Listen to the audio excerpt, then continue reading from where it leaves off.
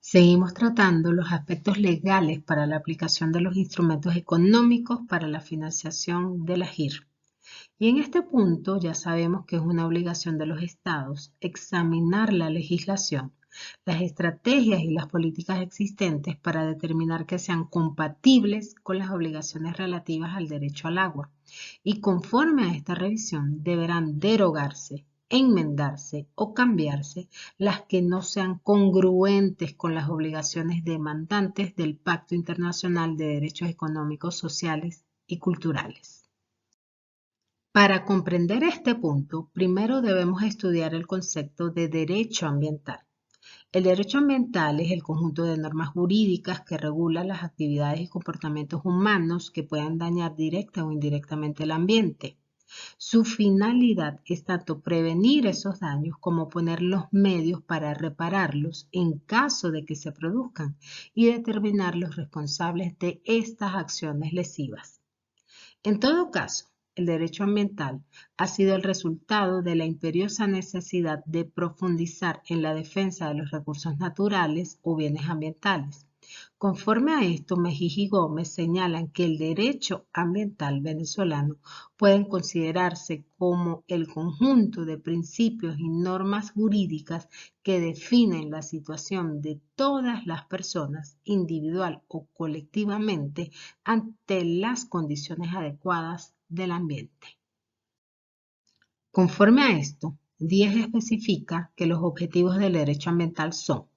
regular el uso y aprovechamiento de los recursos naturales, regular la conducta humana frente al ambiente y la del Estado frente a ambos, ordenar el territorio según sus potencialidades y restricciones y conservar y proteger los espacios especiales. Esto con el fin último de llegar a una sociedad global basada en la cooperación y la solidaridad universal que permita el desarrollo armónico de los pueblos, garantice el alimento y la salud de las poblaciones y preserve el ambiente para el beneficio de las generaciones futuras. Debemos destacar que esta rama del derecho, cuyo carácter multidisciplinario se nutre de los principios de otras ciencias como la ecología, la sociología y la economía, es considerada de orden público con carácter eminentemente social, ya que el ambiente beneficia a todas las sociedades y su protección jurídica toma en cuenta tanto la generación presente como las que han de venir. Entonces, por su carácter tutelar de los intereses colectivos, se halla en íntima relación con el derecho público, tanto administrativo como sancionador, y por su énfasis preventivo y reparador de daños particulares, constituye un capítulo importante del derecho privado. Asimismo, por su proyección supranacional, compromete principios del derecho internacional. En este sentido, tal como lo expresa la OEA, la implementación de mecanismos adicionales para mejorar la aplicación y eficacia del derecho ambiental está aumentando. El derecho ambiental es una disciplina en expansión que permanentemente está incorporando nuevos instrumentos técnicos y científicos, así como procedimientos sociales, como los instrumentos de participación para velar por su eficacia. Entre estos instrumentos se encuentran los conceptos basados en el mercado, de mando y control y autorregulación,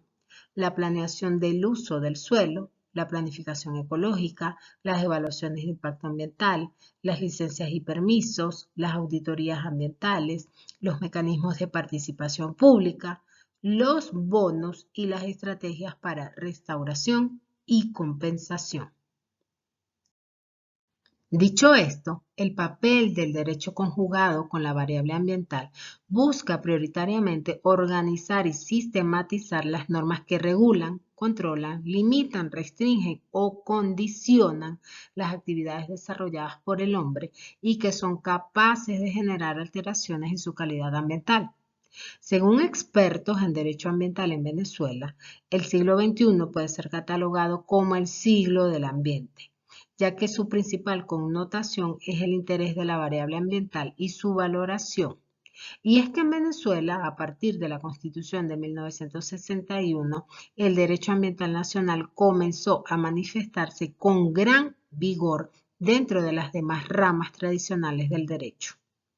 Padilla señala que con anterioridad a la vigente Constitución del 99 no existía una consagración a texto expreso en el ordenamiento jurídico venezolano del derecho subjetivo al ambiente. Por el contrario, la protección del ambiente era entendida más bien desde una visión económica de los recursos naturales como un deber del Estado. Partiendo pues desde esta perspectiva constitucional, el régimen jurídico ambiental venezolano se encontraba disperso en una multiplicidad de leyes y normas de carácter sublegal, decretos y resoluciones, que desde una perspectiva sectorial contribuían a la preservación del ambiente. Así, por ejemplo, podemos citar en orden cronológico las leyes forestal de suelos y aguas, de protección de fauna silvestre,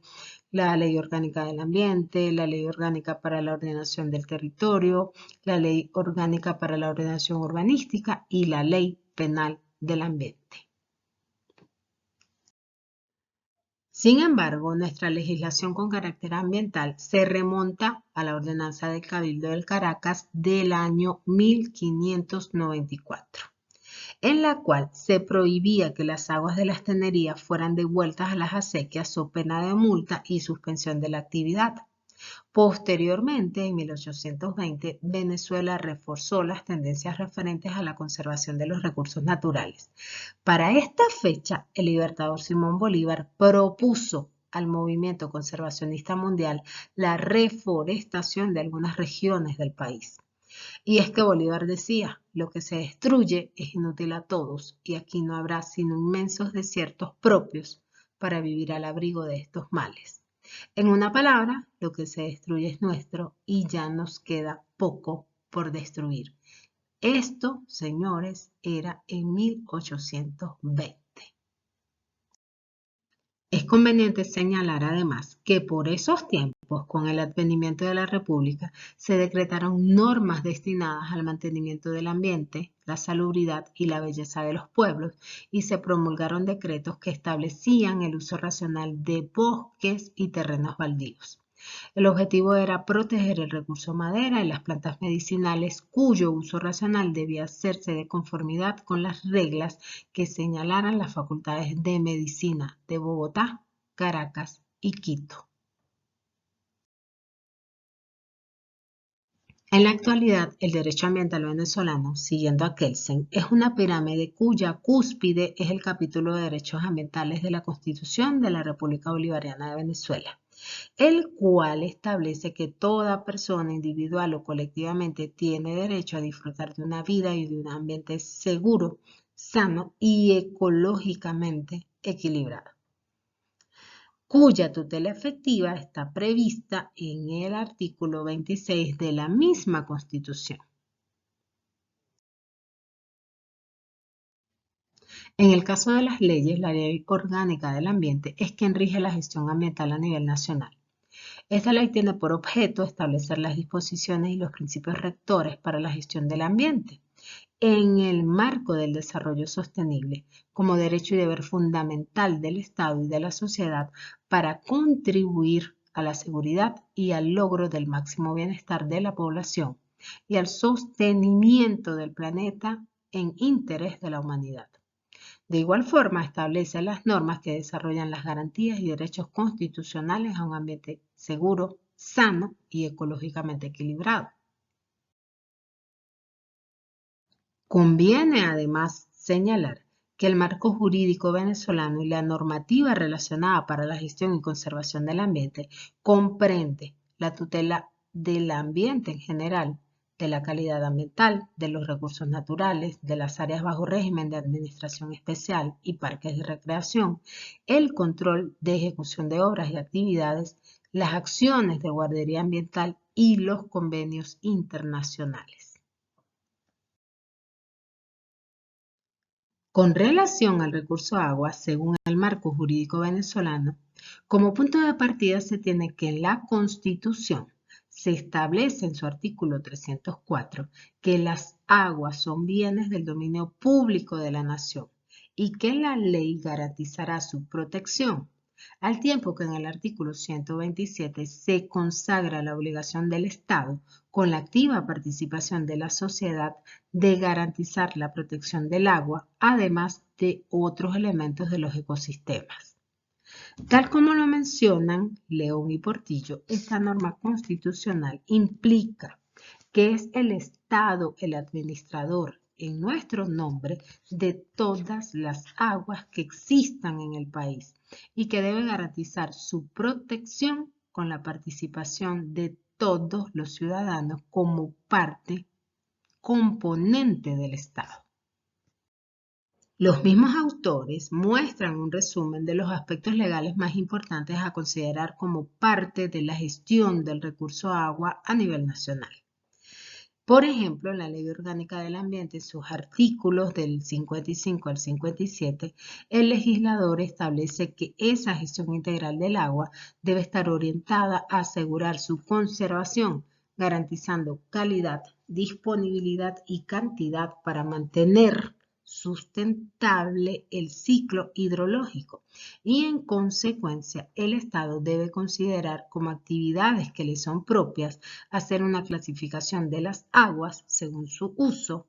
determinar las actividades humanas capaces de degradar las aguas en sus fuentes, recorrido y represamiento, la reutilización de las aguas servidas, el tratamiento de las aguas contaminadas, la protección de las cuencas hidrográficas y el uso adecuado de las tierras en las cuencas hidrográficas. Por su parte, la Ley de Tierras y Desarrollo Agrario establece en su articulado que es el Instituto Nacional de Tierras quien debe llevar el censo de las aguas de uso agrario. Estas sean destinadas para riego o para actividades de acuicultura. Regulaciones contenidas además en los artículos 24 al 26 del citado texto legal. El Ministerio del Poder Popular para las Tierras y Desarrollo Agrario, a través del Instituto Nacional de Tierras, son los que tienen competencia en materia del recurso agua en las áreas rurales. En el caso de la Ley de Aguas, el artículo 4 hace mención a la gestión integral de las aguas asociadas a su conservación y protección y a la prevención y control de los posibles efectos negativos de las aguas sobre la población y sus bienes. En el artículo 5 se menciona además, entre otros aspectos, que el agua es un derecho humano y un bien social. Como parte de las medidas de protección del agua, esta ley ordena en el artículo 12 el establecimiento de rangos y límites máximos de elementos contaminantes en los efluentes líquidos generados por fuentes puntuales y el establecimiento de condiciones y medidas para controlar el uso de agroquímicos y otras fuentes de contaminación no puntuales. Además, en el artículo 18 se hace referencia a los programas y proyectos que deben ser implementados para la conservación de las cuencas hidrográficas, mientras que en sus artículos 54 y 55 menciona y define las zonas protectoras de cuerpos de agua y las reservas hidráulicas respectivamente como figuras de régimen de administración especial, como comúnmente se les conoce, ABRAE. La ley además establece regulaciones para el uso de cualquier tipo de agroquímico por parte de la ciudadanía y fija rangos y límites topes para los elementos contaminantes que como efluentes líquidos deterioran el recurso agua. Por su parte, en la Ley Orgánica para la Prestación de los Servicios de Agua Potable y Saneamiento, se señala en su artículo 3 que los servicios serán prestados en consonancia con la preservación de la salud pública.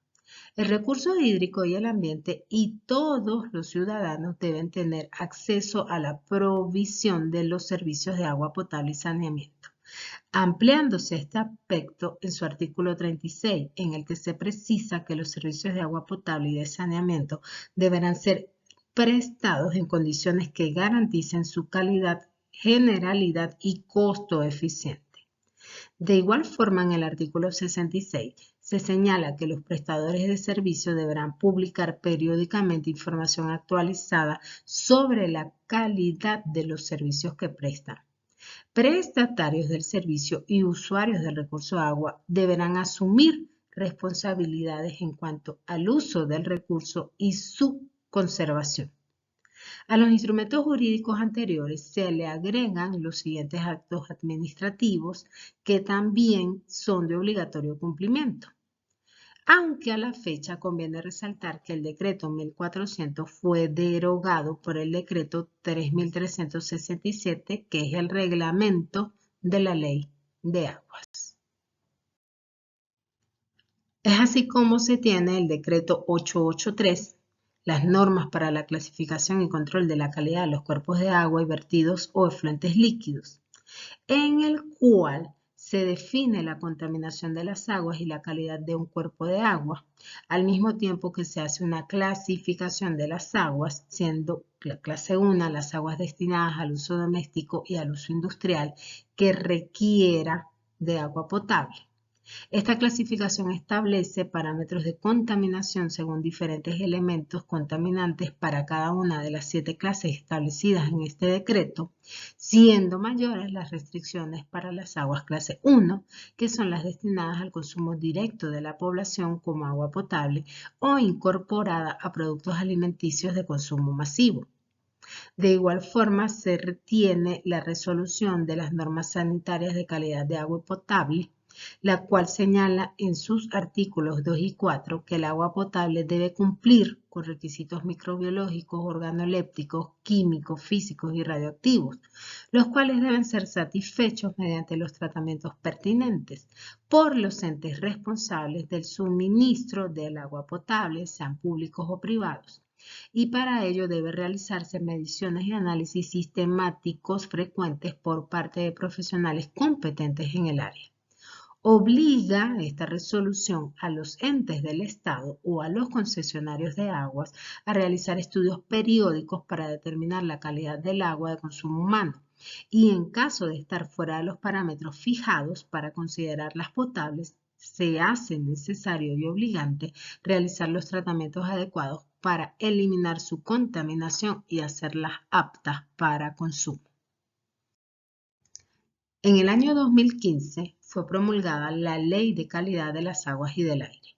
Esta ley tiene por objeto establecer las normas para la calidad del agua y del aire, los mecanismos de control de la contaminación hídrica y atmosférica, las molestias ambientales y las condiciones bajo las cuales se debe realizar el manejo de residuos y desechos líquidos y gaseosos, así como cualquier otra operación que los involucre con el fin de proteger la salud y el ambiente. La ley aborda lo concerniente a la clasificación de las aguas, el orden de prioridades para la clasificación de los cuerpos de agua, los factores a considerar para el control de las aguas, ofrece algunas definiciones y dispone también sobre los planes maestros de control y manejo de la calidad de las aguas y las variables para los planes maestros. 3 años más tarde, en el año 2018, fue aprobado el decreto 3367, el reglamento de la Ley de Aguas, que tiene por objeto desarrollar las normas que regulan las materias contenidas en la Ley de Aguas, y este reglamento dispone que es el Ministerio de Poder Popular que ejerza la Autoridad Nacional de las Aguas quien realizará una estimación del balance hídrico en las regiones hidrográficas del país, así como en las cuencas hidrográficas e hidrogeológicas que considere pertinentes. Además, el decreto dicta las estrategias a seguir para la protección y conservación de las aguas subterráneas y las pautas para la participación ciudadana en la gestión integral de las aguas. Este instrumento también establece que el subsistema de información de las aguas recibirá la información generada por los órganos y entes de la administración pública con competencia en la materia, así como la suministrada por las organizaciones del sector privado, y establece cuáles son los requisitos de los espacios a ser afectados como áreas bajo régimen de administración especial para la gestión integral de las aguas. Es necesario destacar que este reglamento derogó el decreto 1400 de las normas sobre la regulación y el control del aprovechamiento de los recursos hídricos en las cuencas hidrográficas del año 96 y la resolución número 16 de las normas sobre el Registro Nacional de Usuarios y Usuarias de las Fuentes de Agua del año 2010. Por último, debemos tener claro que otros decretos y reglamentos también establecen las normas para la gestión integral de los recursos hídricos en Venezuela. Por ejemplo, el decreto 3219 de las normas para la clasificación y el control de la calidad de las aguas de la Cuenca del Agua de Valencia, el decreto 2181 de las normas para la clasificación y el control de la calidad de las aguas de la cuenca del río Yaracuy, el decreto 750 de las normas sobre vigilancia, inspección y control de las obras hidráulicas afectadas al servicio de abastecimiento de agua y a las poblaciones, el decreto 2048 de las normas para la ubicación, construcción, protección, operación y mantenimiento de pozos perforados destinados al abastecimiento del agua potable, el decreto 624 de las normas generales para el uso de los embalses construidos por el Estado venezolano y sus áreas adyacentes y el decreto 2220 de las normas para regular las actividades capaces de provocar cambios de flujo, obstrucción de cauces y problemas de sedimentación.